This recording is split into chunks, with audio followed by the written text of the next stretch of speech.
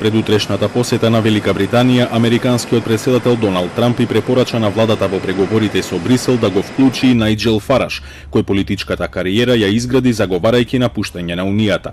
Во интервју за Sunday Times, Трамп рече дека следниот британски лидер треба да го испрати Најџел Фараш, како некој кој најмногу се залага за Брекзит да преговара со Унијата.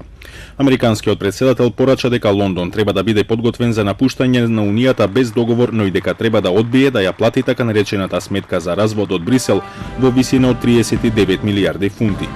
Токму неуспешниот Брекзит ја принуди премиерката Тереза Меј да поднесе оставка, како од владата, така и од партиската функција, а дел од кандидатите веќе побарале поддршка од американскиот претседател. Но Трамп за време на последната средба беше полн со пофални зборови за премиерката, иако претходно го критикуваше нејзиниот план за Брекзит.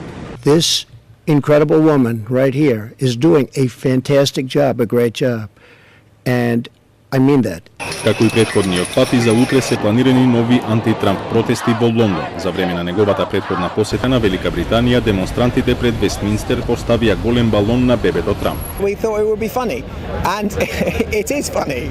People are finding it hilarious. Престојната посета беше неколку пати одложувана токму поради стравот од приемот на Трамп од страна на лондонската јавност. Лондонскиот градоначалник Садик Кан вели дека за голем дел од жителите на неговиот град политиките на Трамп се одвратни и навредливи. Rolling back the reproductive rights of women, separating children from their parents on the Mexican border, introducing a ban on Muslim-majority countries, standing up and defending white supremacists, neo-Nazis and anti-Semites in Charlottesville, amplifying messages from racists in this country, walking away from the Paris Climate Accord, and I could go on. И покрај приговорите и негодувањата, Трамп утре ќе слета во Лондон. Првиот ден од неговата посета ќе има приватен ручек со кралицата и чај со принцот од Велс пред планираниот државен банкет во Бакингемската палата, на кој присуството го откажаа доста променетни личности од британската јавност.